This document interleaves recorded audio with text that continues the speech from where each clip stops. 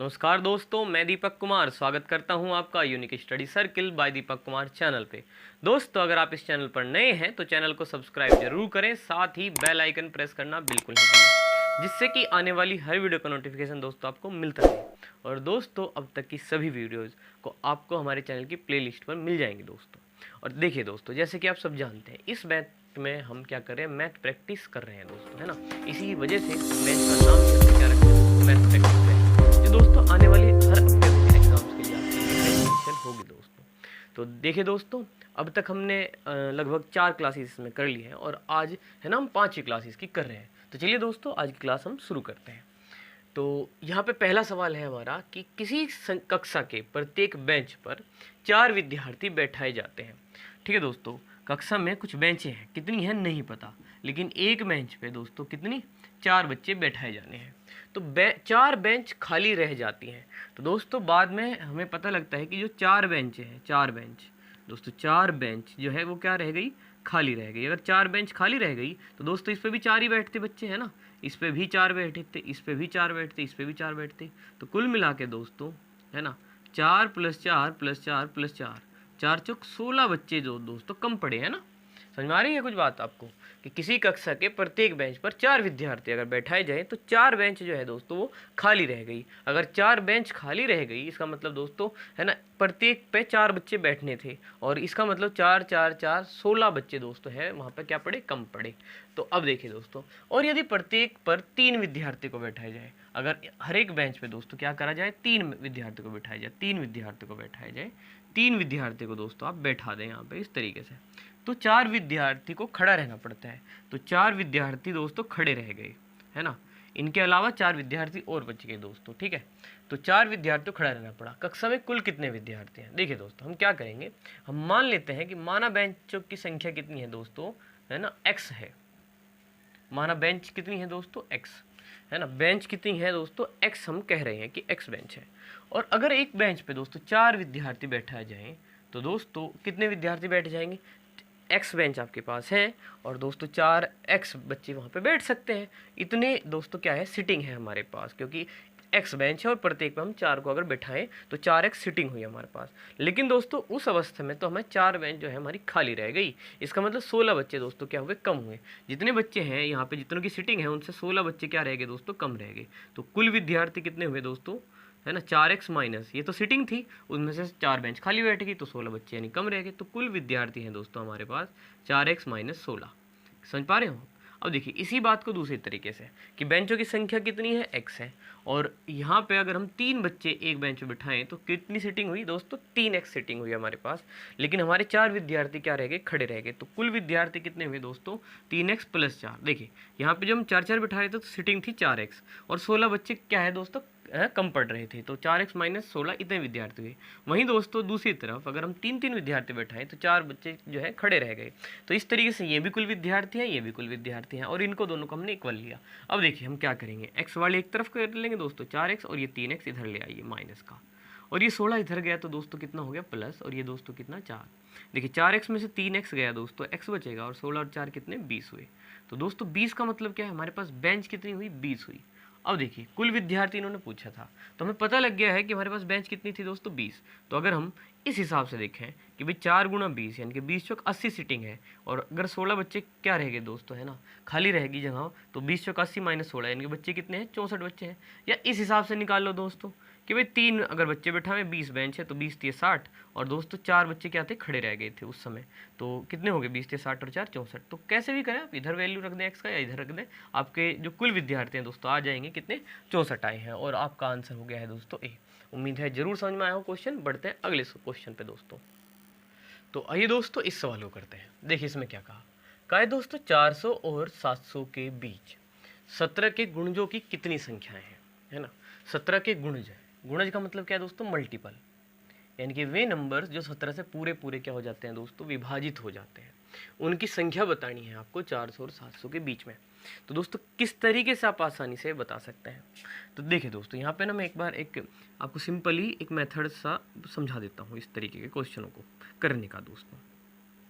जैसे यहाँ पे दोस्तों चलिए मैं 10 तक ही नंबर डाल लेता हूँ, और बात करूँ मैं यहाँ 3 के गुणजों की दोस्तों, तो मैं क्या कहूँगा, 3 एकम 3, तो दोस्तों देखिए पहली बार टेबल चली है ना, एक बार चली, तो ये क्या है, पहला गुणज है 3 का।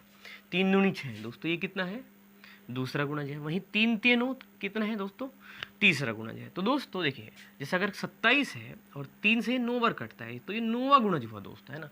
3 9 27, समझ पा रहे हैं आप, ये 3 का दोस्तों क्या हुआ, 9वां गुणज हुआ। और दोस्तों अगर कोई कहे कि 30 तक कितने गुणज होगी, तो हम क्या करेंगे कि भाई 3 दही 30, चलिए 30 को ना मैं 31 कर लेता हूँ। तो 31 तक कितने 30 के गुणज होंगे, तो हम क्या करेंगे भाई 31 को ना हम भाग करके देख लेंगे 3 से, कि भाई 3 दही 30, ठीक है दोस्तों, एक बच गया। तो देखिए दोस्तों यहाँ कितना है 10, इसका मतलब जो इससे पहले 31 से पहले जो 30 था वो 10वां गुणज था किसका दोस्तों, 3 का। जो शेषफल बच गया रहने दीजिए उसको, कोई बात नहीं। ऐसे कोई भी नंबर आपका है, जैसे मान लीजिए आपका क्या है 45 है और आप कहना चाहते हैं कि 45 तक 6 के कितने गुणज है, तो दोस्तों हम क्या कर सकते हैं, हम 6 को इससे भाग कर ले कि भाई 6 सते 42। बेशक यहाँ 3 से शेषफल बच गया, लेकिन मैं कह सकता हूँ कि 6 कम 6, 6 दूनी 12, 6 तिया 18, 6 चौक 24, 6 पंजे 30, 6 छंग 36, 6 सते 42। तो दोस्तों यहाँ तक है ना 45 तक 7 गुणज होंगे, है ना। 6 एकम 6 से लेकर 6 सते 42 तक ये 7 गुणज होंगे जो 6 से दोस्तों कट जाएंगे। तो देखिए दोस्तों कुल मिला के दोस्तों अगर आप किसी नंबर को भाग देते हैं किसी नंबर से और जो भागफल आता है वो क्या होती है, गुणजों की संख्या हो जाएगी दोस्तों, ठीक है। तो यहाँ पे हम इसी मेथड का इस्तेमाल करेंगे। जैसे इन्होंने पूछ लिया कि भाई 700 और 400 के बीच पूछ लिए, तो दोस्तों हम पहले क्या करेंगे, हम 700 को 17 से भाग करेंगे और ऐसा करने से देखिए हमें जो भागफल मिलेगा वो 1 से लगा के, मतलब 17 एकम 17 है ना दोस्तों, पहला जो गुणज होगा 17 एकम 17 होगा, 17 एकम 17, 17 दूनी 34, इस तरीके से 700 तक जितने गुणज होंगे सभी का मान हमें यहाँ भागफल के रूप में प्राप्त हो जाएगा। जैसे देखिए दोस्तों 17 एकम 17, 17 दूनी 34, 17 51, 17 चौक 68 दोस्तों, है ना। तो 68 चलेगा यहाँ पे, ठीक है। और यहाँ पे आपका कितना बचेगा, ये 2 बचा और ये 0 और 17 एकम 17। तो देखिए दोस्तों यहाँ पे कितने 3 शेषफल बचे। तो कुल मिला के दोस्तों आप क्या कह सकते हैं कि 17 एकम 17 पहला, 17 दूनी 34 दूसरा। तो दोस्तों 700 तक आपके ऐसे नंबर जो होंगे जो 17 से कटते हैं 41 नंबर होंगे, ठीक है दोस्तों, जो किसके गुणज होंगे, 17 के गुणज होंगे। लेकिन दोस्तों यहाँ पे बात खत्म नहीं हुई है, इन्होंने तो 400 और 700 के बीच बीच के कहे हैं। तो दोस्तों जो 400 से पहले पहले वाले हैं वो हमें क्या करने पड़ेंगे, घटाने पड़ेंगे। और उनका कैसे पता लगे, अब आप क्या करिए, इस 400 को भी 17 से भाग कर लीजिए। तो 17 दूनी 34, ठीक है दोस्तों, और यहाँ पे घटाइए कितना आया 6 और 0, 17 तिये 51 दोस्तों, और कितना यहाँ पे आपका, चलिए जो भी शेषफल बचा कोई बात नहीं। लेकिन यहाँ पे आप क्या कह सकते हैं कि भाई शुरुआत से यानी कि बिल्कुल 1 से लेकर के, है ना, 1 से लेकर 700 तक अगर हम बात करूँ तो 41 नंबर होंगे दोस्तों जो किससे कट जाएंगे, 17 से, 1 से लेकर 700 तक, ठीक है दोस्तों, क्योंकि भागफल कितना है आपका 41। वहीं दोस्तों 1 से लेकर 400 तक, है ना, कितने नंबर होंगे, भागफल कितना है 23, 23 नंबर होंगे जो किससे कट जाएंगे दोस्तों, 17 से। और आपको अगर बीच के बताने तो आप क्या करेंगे भाई, आप ये 400 वाले क्या कर देंगे दोस्तों, घटा देंगे। और जैसे ही आप ये घटावेंगे दोस्तों तो कहाँ से बच जाएंगे, 400 और 1700 के बीच बीच के बच जाएंगे। तो घटा दीजिए, 11 में से 3 गए दोस्तों कितने, 8। चलिए मैं थोड़ा सा इसको साफ कर देता हूँ यहाँ से, यहाँ पे कितना दोस्तों 8 बचा है, और यहाँ 3 में से 2 गया तो दोस्तों कितना 1। तो इस तरीके से दोस्तों 18 संख्याएं हुई ऐसी जो 400 और 17 के बीच में है और जो 17 की क्या है दोस्तों, गुणज है। तो उम्मीद है आपको बात समझ में आई होगी। बहुत ही सिंपल मेथड था दोस्तों, वैसे तो मैंने विस्तार से समझाया, लेकिन अगर हम पहले से जानते हैं तो कितने जल्दी कर सकते थे भाई। हम 17 को भाग गया, भागफल 41 आ गया, 400 भाग दिया, भागफल 23 आया, 41 में 23 घटा दिया, आंसर आ चुका है 18। आपका हुआ आंसर बी। बढ़ेंगे अगले क्वेश्चन पे दोस्तों। तो आइए दोस्तों इस क्वेश्चन को देखते हैं। देखिए इसमें क्या है, वह कौन सी छोटी से छोटी संख्या है जिसमें 15, 27, 35 और 42 द्वारा भाग दिए जाने पर सदैव 7 जो है दोस्तों शेष बचता है, ये हमें बताना है। तो देखिए दोस्तों हमें बड़ी अच्छे से ये बातें समझ में आती हैं कि वह कौन सी छोटी से छोटी संख्या है। जैसे ही हमने छोटे से छोटी शब्द देखा दोस्तों हमें समझ में आया कि भाई इसमें तो एलसीएम निकलना है, क्योंकि एलसीएम की फुल फॉर्म अच्छे से जानते हैं। एलसीएम का मतलब फुल फॉर्म क्या है, लिस्ट कॉमन मल्टीपल, है ना दोस्तों। और लिस्ट का मीनिंग हम अच्छे से बेहतर ढंग से दोस्तों समझते हैं। लिस्ट का मतलब ही क्या होता है दोस्तों, छोटा। और वहीं दोस्तों एचसीएफ का मतलब क्या होता है ना, हाईएस्ट। हाईएस्ट मतलब क्या दोस्तों, बड़ा। तो यहाँ तो छोटे से छोटा का है, तो सिंपल सी बात है, क्या निकालना है दोस्तों, एलसीएम निकालना है। ठीक है, एलसीएम अगर छोटे से छोटा का है तो हम अच्छे से समझ लेते हैं दोस्तों, क्योंकि इसका मीनिंग ही क्या है, लिस्ट है। लिस्ट का मतलब क्या है, छोटा है, लिस्ट कॉमन मल्टीपल। तो देखिए दोस्तों, अब हमें पता लगा कि इनका तो चारों नंबरों का एलसीएम निकलेगा और कहा है सदैव 7 शेष बचे, तो उस एलसीएम में हम 7 क्या करेंगे दोस्तों, फिर जोड़ देंगे। ये बात हमें याद ही रहती है दोस्तों कि इस प्रकार से अगर शेष अलग से दिया है तो उसके बाद में आपको क्या कर देना है, ऐड कर देना है। तो चलिए दोस्तों, उनका एलसीएम हम निकाल देते हैं। तो चलिए दोस्तों, एलसीएम ले लेते हैं। तो 15, 27 और दोस्तों कितना 35 और किसका 42 का हम क्या लेंगे, एलसीएम लेंगे। तो चलिए दोस्तों, सबसे पहले हम ना 2 से भाग कर लेते हैं एक बार। तो ये 15 ही रहेगा, 2 से नहीं कटेगा। ये 27 ही रहा, ये क्या रहा दोस्तों 35। बस यहाँ पे केवल ये 21 जो है दोस्तों 2 से कट गया है। अब चलिए 3 से काट देंगे, 3 पंजे 15, 3 नम 27, ये दोस्तों 35 नहीं कटेगा 3 से, और ये 21 दोस्तों 3 से तो 21। अब गौर से करिए, देखिए दोस्तों, हम सब जानते हैं अच्छे से, अगर जैसे कि 5 नंबर मल्टीपल है 35 का, 5 से 35 ही होते हैं, तो ये इसका गुणांक इसके अंदर ही है, तो इसको अलग से लेकर ना चलें तो कोई दिक्कत नहीं है। 7 पंजे 35 होते हैं, 7 भी मल्टीपल है 35 का, उसको छोड़ सकते हैं। अब दोस्तों देखो 9 बचा और 35 बचा, ये दोस्तों दोनों ऐसे नंबर हैं जिनमें एक दूसरे का कॉमन मल्टीपल कोई भी संख्या नहीं है। तो आप एक बार 9 ले लीजिए, 9 एकम 9 और 35 का 35 रह गया। और दोस्तों अगली बार आप 35 बार ऐसे कर लीजिए, बस एक यहाँ पे आ गया। तो कुल मिला के दोस्तों इनकी गुणा हमारा क्या होगा, एलसीएम। तो सबसे पहले मैं 35 की और 2 की गुणा कर देता हूँ। 35 दूनी 70 दोस्तों, और 9 तिये 27। अब 70 और 27 की गुणा करेंगे दोस्तों, ये 0 हुआ, 7 7 49, 9 4 हासिल गए दोस्तों, 7 दूनी 14 और 4 18। तो 1890 जो है एलसीएम आ चुका है दोस्तों, ठीक है। और उसके बाद हमें यहाँ पे जो 7 शेष दिया था उसको ऐड कर देना है।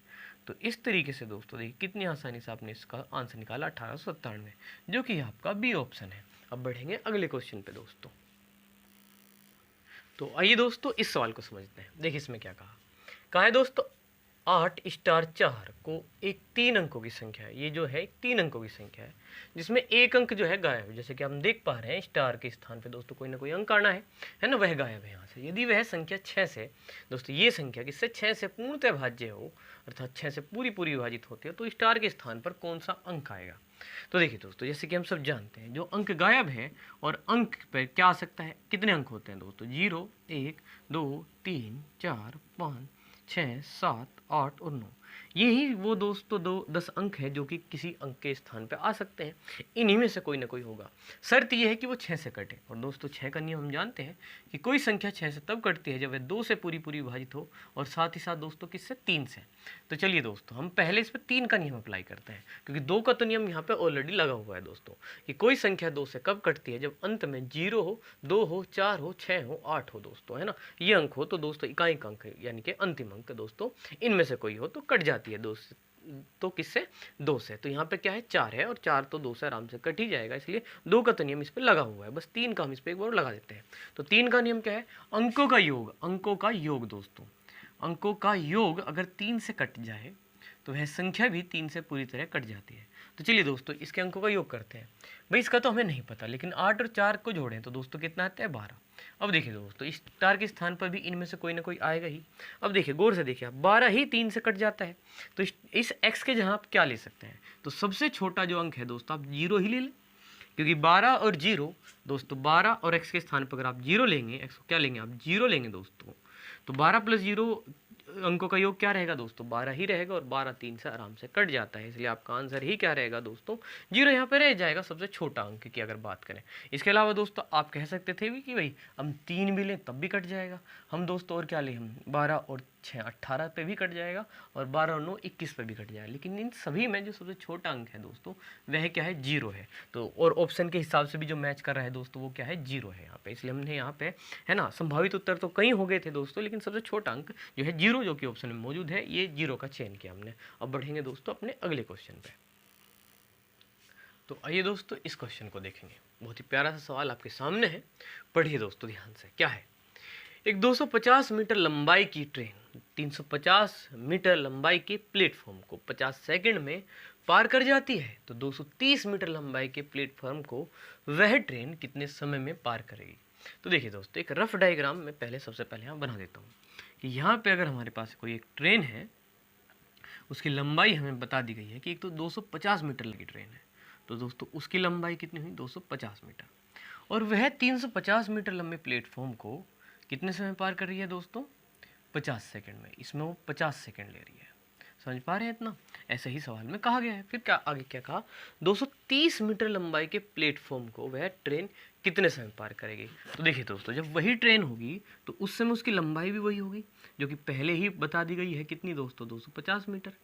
और दोस्तों जब प्लेटफॉर्म इस बार कितना लंबाई का है, 230 मीटर का है। तो दोस्तों बस ये बात है नहीं इसमें, है ना, कि भाई 250 मीटर की ट्रेन तो पहले भी थी, अब भी है। जब वह 350 मीटर लंबाई की ट्रेन को प्लेटफॉर्म को पार करती है तो उसे 50 सेकंड लगते हैं। तो बस दोस्तों, अगर प्लेटफॉर्म की लंबाई 350 की जहाँ 230 हो जाए तो समय कितना लगेगा। तो देखिए दोस्तों, हम अच्छे से जानते हैं, हमने समझा है ना, ये लेसन हम कर ही चुके हैं दोस्तों, रेल संबंधी है ना, आपने पढ़ा ही होगा आर अग्रवाल में, उसकी प्लेलिस्ट जो है आपको सबसे पहले मेरे नंबर पे ही दिखाई देती है हमारे चैनल पे। तो देखिए दोस्तों, यहाँ पे हमें पता है कि दोस्तों जब ट्रेन है ना किसी प्लेटफॉर्म को पार करती है तो खुद की लंबाई और प्लेटफॉर्म की लंबाई, टोटल लंबाई उसको पार तय करनी होती है। तो इस स्थिति में दोस्तों 0 और 0 जोड़ दीजिए, है ना, और 5 और 5 10, और 5 3 और 2 5 और 1 6, यानी कि दोस्तों कुल मिला के 600 मीटर की जो दूरी है इस स्थिति में 50 सेकंड में पार की गई है। समझ पा रहे हैं आप। और दोस्तों अगर इसको पार करना हो, इस वाले प्लेटफॉर्म को जिसकी लंबाई 230 मीटर है, इस स्थिति में कुल लंबाई कितनी, दूरी कितनी चलनी पड़ेगी दोस्तों, जोड़ दीजिए इनको, 0 5 और 3 8, 480 मीटर। तो देखिए दोस्तों, बड़ा ही सिंपल सवाल है कि भाई 250 350 अर्थात 600 मीटर की दूरी तय करने में उस ट्रेन को दोस्तों 50 सेकंड लगे हैं। ठीक है दोस्तों, कितने सेकंड लगे हैं, 50 सेकंड। अब हम चाहते क्या है, 230 मीटर प्लेटफॉर्म को पार करना, और उसकी कुल दूरी कितनी हुई, 480 मीटर। तो 600 मीटर का समय पता लगा हमें 50, हम 480 मीटर का समय जानना चाहते हैं। तो हम यहाँ से 1 मीटर को पार करने का समय निकाल देंगे एक एक नियम के हिसाब से दोस्तों। तो 50 बटे कितना हुआ दोस्तों, 600। ये क्या होगा, आपका 1 मीटर में लगने वाला समय हुआ, इतनी सेकंड लगेंगे। हमें चाहिए कितनी मीटर का दोस्तों, 480, इसलिए आप यहाँ से क्या करिए दोस्तों, 480 से गुणा कर दीजिए। अब ये जो मान आएगा जिससे मैंने सर्किल किया है वो 1 मीटर का नहीं बल्कि कितने का होगा दोस्तों, 480 मीटर का समय होगा दोस्तों। चलिए हम यहाँ पे 2 जीरो जो है दोस्तों कैंसिल कर दिए हैं इस तरीके से, 2 ये और 2 ये, 6 8 48, अब 8 पंजे 40।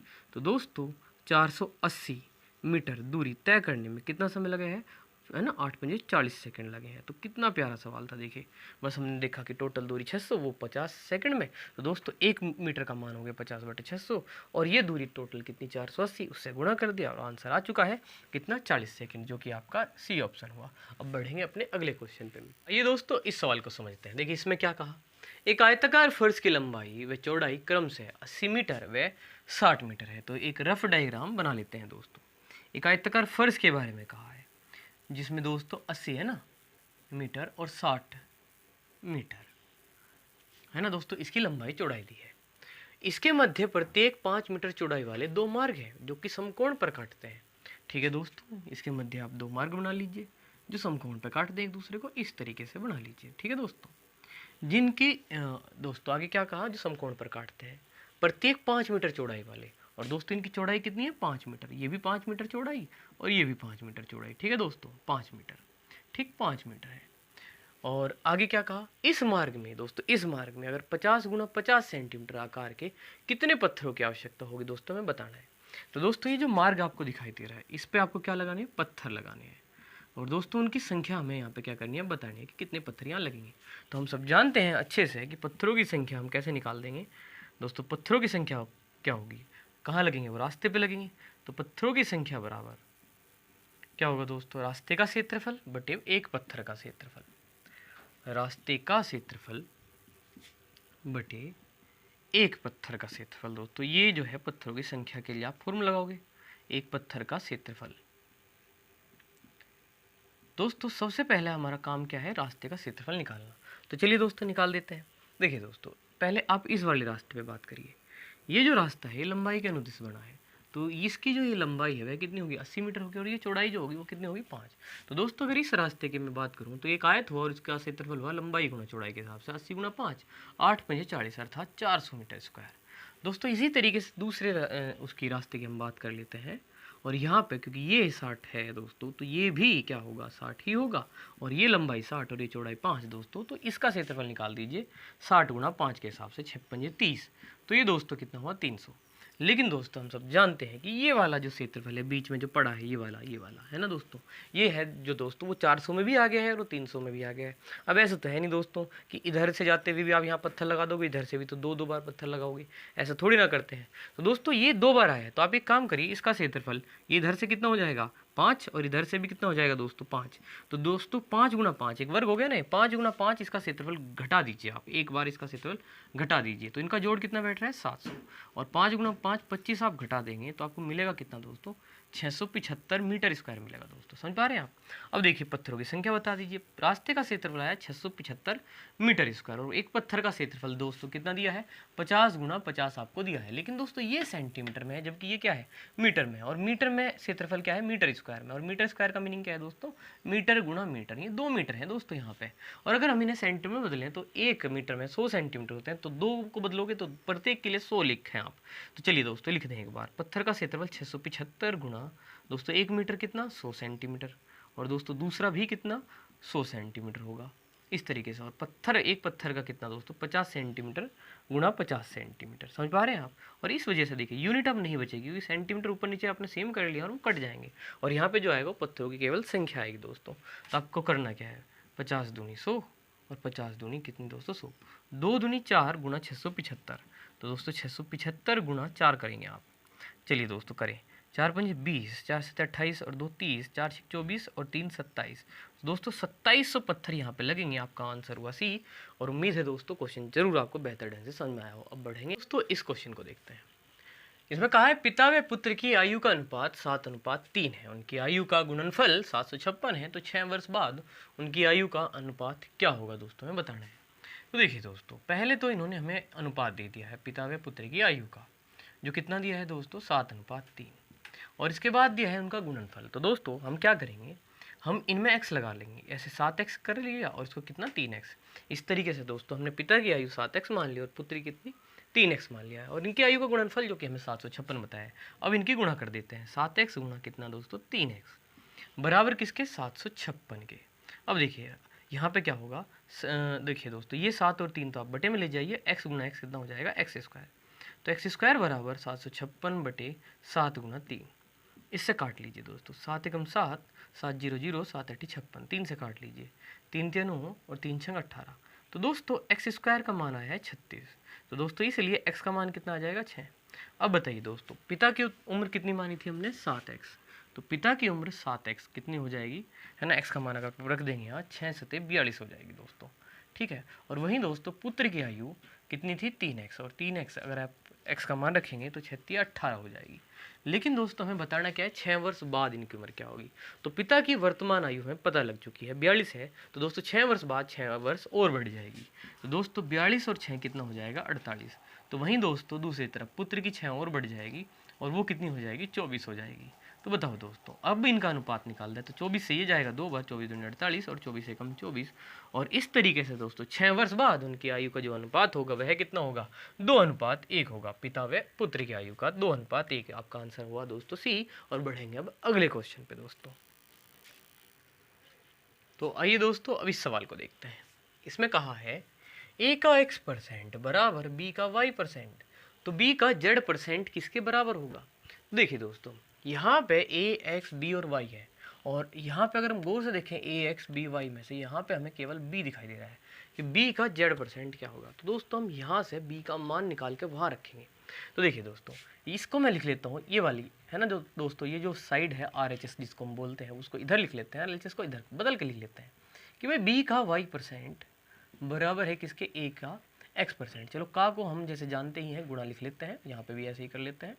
और इस तरीके से देखिए दोस्तों अब बताइए, परसेंटेज से परसेंटेज काट दीजिए, y बटे में ले लीजिए, तो b का मान क्या आ जाएगा a गुणा x को x लिख लीजिए बटे y। तो b का मान आपका आ गया है देखिए a गुणा x ax बटे y आ गया। अब यहाँ पे रखें उसको जरा, तो दोस्तों b का मान हम रख रहे हैं ax बटे y, का मतलब गुणा है z और परसेंटेज दोस्तों। अब बताओ a x z बटे y और दोस्तों कितना परसेंट, तो ये कहाँ पे है आपको कहाँ मिलेगा। तो देखिए दोस्तों का मतलब गुणा ही है, उसकी टेंशन ना ले बिल्कुल भी। तो a x y है यहाँ पे, तो यहाँ क्या है a x और z और बटे में y, बिल्कुल ठीक है दोस्तों है ना। a का मतलब वही गुणा x और दोस्तों z और बटे y परसेंट, तो आपका बिल्कुल मैच कर रहा है यहाँ पे कौन सा ऑप्शन बी ऑप्शन। तो देखिए कितनी आसानी से आपने इस सवाल का आंसर निकाला। अब बढ़ेंगे अगले क्वेश्चन पे दोस्तों। तो आइए दोस्तों इस क्वेश्चन को देखते हैं। इसमें कहा है 5 क्रमागत संख्याओं का औसत n है, इनमें आगे की दो संख्याओं की को सम्मिलित किए जाने पर औसत में कितनी वृद्धि होगी दोस्तों, औसत में कितनी वृद्धि होगी दोस्तों, ये यहाँ पे रह गया है, इसको पूरा कर देते हैं। कितनी वृद्धि होगी तो दोस्तों पुराना औसत है उसमें कितनी वृद्धि होगी ये हमें बताना है। दोस्तों 4 की वृद्धि होगी, 2 की वृद्धि होगी, 3 की वृद्धि होगी या फिर 1 की वृद्धि होगी, कितनी आखिर वृद्धि होने वाली है यहाँ पे। देखिए दोस्तों, देखने में सवाल थोड़ा सा मुश्किल लग सकता है, लेकिन अगर आप अपने हिसाब से इसे करें तो काफ़ी आसानी से आप सवाल को कर सकेंगे। इन्होंने कहा है कि 5 क्रमागत संख्याओं का औसत n है। तो दोस्तों क्योंकि उन संख्याओं के बारे में इन्होंने कुछ नहीं बताया, इसलिए उनके औसत को इन्होंने n लिख दिया। अगर आप उन 5 क्रमागत संख्याओं को अपनी तरफ से कुछ मान लें तो दोस्तों एक प्रॉपर औसत आ जाएगा। एक संख्या जो है n का जो मान है एक संख्या के पदों में आप प्राप्त कर सकेंगे। तो ऐसा ही हम यहाँ कर लेते हैं। 5 क्रमागत संख्या है दोस्तों, मैं 1 2 3 4 और 5 दोस्तों यही 5 संख्याएं मैं यहाँ पे मान लेता हूँ। अब इनका जो औसत है वो n है, और इनका औसत आप वैसे निकाल भी सकते हैं कि भाई 1 और 5 कितना दोस्तों जोड़ लीजिए, या दोस्तों ऐसे कि 2 इधर छोड़ दिए 2 इधर छोड़ दिए और औसत कितना आ गया 3 आ गया। खैर दोस्तों कैसे भी निकाल लें, मुझे उम्मीद है कि आपको ये औसत में तो कोई दिक्कत नहीं होगी। या फिर मैं एक बार एक्सप्लेन कर देता हूँ कि औसत होता है पदों का योग बटे पदों की संख्या, और अगर मैं ऐसा भी करूँगा तो 1 और 3 कितना दोस्तों है ना, 2 3 और 3 6 4 कितने हो जाएंगे दोस्तों बताइए, 10 और 5 15, और 15 को अगर इनके योग को अगर मैं इनकी संख्या 5 से भाग करूँगा तो 5 3 15, अर्थात औसत 3 ही आने वाला है। इसके अलावा दोस्तों हम एक और ट्रिक भी लगा सकते हैं कि भाई 1 और 5 है ना, सबसे प्रथम संख्या और अंतिम संख्या को जोड़ें, 1 और 5 करें और उसका आधा कर दें, तो 5 और 1 6 का आधा, तब भी औसत निकलेगा, और ये भी कितना आएगा 3। तो कैसे भी आप इनका औसत निकाले तो कितना आएगा 3। तो दोस्तों जो n कहा था इन्होंने 5 क्रमागत संख्याओं का औसत n, तो हमने ये अपनी तरफ से मान ली दोस्तों है ना। तो औसत कितना आ गया है, n बराबर 3 आ गया है। अब आगे जैसे इन्होंने कहा कि आगे की दो संख्याएं को और सम्मिलित कर लें, तो देखिए दोस्तों अगर आगे की और दो संख्याएं लें तो 1 2 3 4 5 के बाद आगे की जो दो संख्याएं हैं वे कौन है, 6 और 7 हैं। अब अगर हम औसत निकालते हैं कितना आएगा देखते हैं जरा। तो देखिए दोस्तों अब चाहे तो देखिए ऐसे समझ लीजिए कि भाई 3 इधर छोड़ दी 3 इधर छोड़ दी और औसत कितना आ गया है आपका 4 आ गया है। या दोस्तों पदों का योग बटे पदों की संख्या कर लें, या फिर 1 और 7 को जोड़ें और 2 से भाग कर दें, तब भी आपका जो औसत है दोस्तों वह कितना आएगा 4। तो कुल मिला के इनका औसत आया 3, और अगली दो संख्याओं को सम्मिलित करने से जो औसत आया है वह कितना आया है 4। तो देखिए दोस्तों ये औसत पहले कितना था 3 था, जिसे आप क्या कह सकते हैं n कह सकते हैं, और आगे की दो संख्याएं और लेने से औसत 4 आया है। तो 3 से और 4 में कितने की वृद्धि है, 1 की वृद्धि। तो दोस्तों यहाँ पर क्या कह सकते हैं 1 की वृद्धि होगी। अगर आप आगे की दो और संख्याएं सम्मिलित करते हैं तो 1 की वृद्धि होगी। इस हिसाब से आपका डी आंसर हुआ इस सवाल का। और अब बढ़ेंगे दोस्तों अपने अगले क्वेश्चन की तरफ। तो आइए दोस्तों अब हम अपने इस क्वेश्चन को देखेंगे। इसमें कहा है दोस्तों यदि 2 की पावर x बराबर 3 की पावर y बराबर 6 की पावर माइनस z हो तो आप 1/x plus 1/y plus 1/z का मान क्या होगा बताइए। तो देखिए दोस्तों हम क्या करने वाले, भाई ये तीनों ही चीज़ हमें यहाँ पे बराबर दी है। तो दोस्तों हम मान लेंगे कि ये किसी एक खास चीज़ के बराबर है, और मान लेंगे दोस्तों ये किसके बराबर है, किसी एक कोई ना कोई तो मान इनका होगा ही। ये तीनों ही बराबर है और इन तीनों का वो मान कुछ तो होना ही चाहिए, तो हमने उसको मान लिया कि k है। तो इसका मतलब 2 की पावर x का भी मान क्या होगा दोस्तों, k ही होगा। इसका मतलब 3 की पावर y का भी मान दोस्तों k ही होगा, और दोस्तों 6 की पावर माइनस z का भी मान वही होगा, अर्थात k ही होगा। अब यहाँ से दोस्तों अगर मैं 2 का मान निकालना चाहूँ तो जो पावर इधर है वो उधर जाके बटे में हो जाएगी दोस्तों, यानी कि 2 बराबर हो जाएगा k की पावर, ये x है और x का उल्टा, x बटे 1 को उल्टा करोगे तो क्या हो जाएगा 1/x हो जाएगा दोस्तों। दूसरी तरफ जाके बराबर से दूसरी तरफ पावर जो है वो उल्टी हो जाती है। और दोस्तों देखिए यहाँ 3 जो है k की पावर कितनी हो जाएगी, ये इधर गया तो 1/y हो गया है ये। और इसी तरीके से बिल्कुल 6 जो है दोस्तों आपका k की पावर माइनस के 1/z हो जाएगा। तो दोस्तों आपने इस तरीके से 6 का 3 का और 2 का मान निकाला। और अब अगर इन नंबरों को आप ध्यान से देखें तो आप कह सकते हैं कि भाई 6 बराबर क्या होता है दोस्तों, 2 गुणा 3 होते हैं। होते हैं नहीं होते, बिल्कुल होते हैं, 2 तिये 6 जरूर होते हैं दोस्तों। अब देखिए बारी बारी से आप मान रख दीजिए, 2 गुणा 3 बराबर 6, उधर रख लीजिए, चलिए कोई बात नहीं, वो तो एक ही बात है। तो 2 का मान क्या रखेंगे आप, k की पावर 1/x। दोस्तों 3 का मान क्या रखेंगे, k की पावर 1/y। और 6 का मान क्या रखेंगे, k की पावर माइनस 1/z। अब देखिए ये बेस यहाँ पे क्या है दोस्तों, बेस समान है k और बीच में है गुणा, तो पावर जुड़ जाएंगी।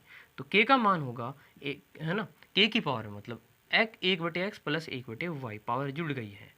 और इधर दोस्तों k की पावर कितनी, माइनस के 1/z, ये हुआ। यहाँ पे अपने बेस को कैंसिल किया तो पावर जो है वो इक्वल आ जाएंगी। तो देखिए दोस्तों कुल मिला के कितना आया, 1/x प्लस 1/y, ये तो इधर की पावर थी है ना, बेस काट दिया आपने, और इधर क्या था बराबर में दूसरी तरफ माइनस के 1/z। अब इसको इधर ले आओ तो 1/x प्लस 1/y, और ये माइनस का इधर आके प्लस हुआ 1/z, और यहाँ पे कुछ नहीं बचा तो दोस्तों जीरो। तो इस तरीके से 1/x plus 1/y plus 1/z का मान आपको क्या मिला है दोस्तों, जीरो मिला है। तो उम्मीद है सवाल जरूर समझ में आया हो। अब बढ़ेंगे अगले क्वेश्चन पे दोस्तों। तो आइए दोस्तों इस सवाल को देखते हैं। एक ही आयु अपने पिता की आयु का छठा भाग है। 10 वर्ष बाद एक के पिता की आयु बी की आयु से दुगनी होगी यदि बी का 8वां जन्मदिन 2 वर्ष पूर्व मनाया गया हो तो ए की वर्तमान आयु क्या है। तो देखिए दोस्तों ये सवाल काफ़ी आसान है, लेकिन आपको इसे थोड़ा ध्यान से समझना है कि सवाल की शुरुआत कहाँ से करनी है आपको। देखिए शुरुआत में क्या कहा, ए के पिता की आयु ए की आयु अपने पिता की आयु का छठा भाग है। तो आपको समझ में आना चाहिए कि जब तक आपको पिता की आयु नहीं पता लगेगी तब तक आप उसका छठा नहीं कर पाओगे और ए की आयु नहीं आएगी। फिर आगे क्या कहा, 10 वर्ष बाद ए के पिता की आयु बी की आयु से दुगना। फिर इसके पिता की आयु का हिंट तो दिया, लेकिन कहा बी से दुगनी। अब बी एक नया प्राणी इस सवाल में आ गया है, तो दोस्तों बी पे चलिए आप। जब तक बी की नहीं पता लगी तब तक ए के पिता की नहीं लगेगी, और जब तक ए के पिता की आयु नहीं पता लगी उसका छठा भाग कैसे करोगे भला आप। तो बी की आयु 8वां जन्मदिन 2 वर्ष पूर्व मनाया गया, तो इस लाइन से आपको बी की आयु पता लगेगी। फिर आप वापस जाओगे, ए के पिता की पता लगेगी, और उसका छठा भाग करके आप ए की आयु, जो कि सवाल में पूछा है, तो ए की वर्तमान आयु क्या है वो आप बता पाओगे। चलिए दोस्तों तो यहाँ से शुरू करना है सवाल कि यदि बी का 8वां जन्मदिन 2 वर्ष पूर्व मनाया गया। अब किसी व्यक्ति का 8वां जन्मदिन तो 2 वर्ष पूर्व मनाया गया है, तो उसकी वर्तमान आयु अर्थात बी की वर्तमान आयु कितनी होगी भाई। 8वां जन्मदिन दोस्तों 2 साल पहले था, तो 8 साल में और 2 साल ये, तो कुल मिला के अब वह 10 वर्ष का है, हम ये कह सकते हैं, क्योंकि 8वां जन्मदिन 2 वर्ष पूर्व था, तो फिलहाल कितना होगा वो 10 वर्ष का हुआ। तो हमें पता लग गया कि भाई बी तो वर्तमान में 10 वर्ष का है। आगे क्या कहा, 10 वर्ष के बाद ए के पिता की आयु बी की आयु से दुगनी हो जाएगी। अब बताओ, पहले तो आप इसका हिसाब लगा लो कि 10 वर्ष बाद बी की कितनी होगी। 10 वर्ष बाद बी की आयु बी की, तो दोस्तों 10 प्लस 10 बढ़ जाएंगे इसके, तो ये 20 वर्ष का होगा उस समय, ठीक है। तो 10 वर्ष बाद बी की आयु ही 20 वर्ष होगी, और उस समय 10 वर्ष बाद ए के पिता की आयु बी की आयु का दुगुना, तो ये 10 वर्ष बाद बी की आयु है, तो इसका दुगुना होगा ए के पिता की आयु। ए के पिता की 10 वर्ष बाद आयु, पिता की आयु, और कब की है दोस्तों 10 वर्ष बाद की, 10 वर्ष बाद की, 10 वर्ष बाद ही हो रहा है ना घटना, दुगुना कब हो रहा है 10 वर्ष बाद। तो दोस्तों 10 वर्ष बाद एक बी की आयु निकाल ली भाई, वर्तमान में क्या 10 आई, क्यों, क्योंकि 8वां जन्मदिन 2 साल पहले था, तो 8 और 2 10 हुई, और 10 साल बाद बी की आयु होगी 10 और 10 20, और उस समय ए के पिता की आयु 20 से दुगनी होगी, यानी कि कितनी होगी 40 होगी। ये 10 वर्ष बाद होगा, ऐसा है ना। 10 वर्ष बाद जो है ए के पिता की आयु 40 वर्ष हो जाएगी, क्योंकि बी का दुगना होगा उस समय वो।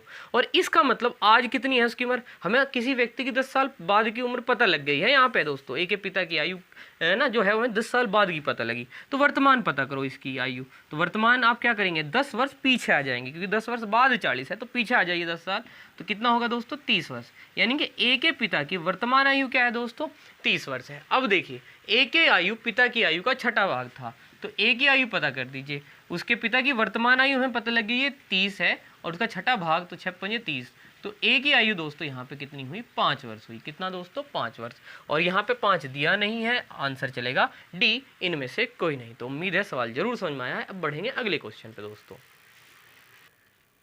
तो आइए दोस्तों इस सवाल करते हैं। क्या कहा सवाल में, कुछ मजदूर किसी कार्य को 60 दिनों में समाप्त कर सकते हैं। यदि 8 मजदूर और अधिक होते तो यह कार्य पूर्ण होने में 10 दिन कम लगते। प्रारंभ में कितने मजदूर काम पर लगे। तो दोस्तों कुछ मजदूर यानी कि हमें नहीं पता। अच्छा दोस्तों सबसे पहले तो हम इसमें कौन सा मेथड लगाएंगे, हमको पता होना चाहिए m1d1 बराबर m2d2, यानी कि आदमी गुणा दिन बराबर आदमी गुणा दिन वाला मेथड। तो कुछ मजदूर कितने आदमी नहीं पता, मान लो कितने थे x थे, तो किसी कार्य को ये 60 दिन में समाप्त कर देते। तो दोस्तों x आदमी 60 दिन में समाप्त कर सकते हैं। यदि 8 मजदूर और अधिक होते तो दोस्तों x से 8 ज़्यादा होते, तो कैसे लिखोगे इसे x प्लस 8 कर दीजिए।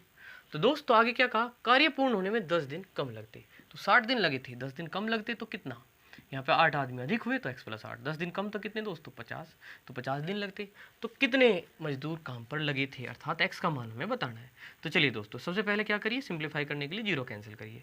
6 की x की गुणा हुआ 6x, अब 5 की गुणा करिए x में तो 5x होगा, और दोस्तों 5 की गुणा 8 में करेंगे तो 5 8 40 हुआ। अब इस x को आप क्या करेंगे, x वाली टर्म को इधर ला के घटा देंगे बराबर से दूसरी तरफ।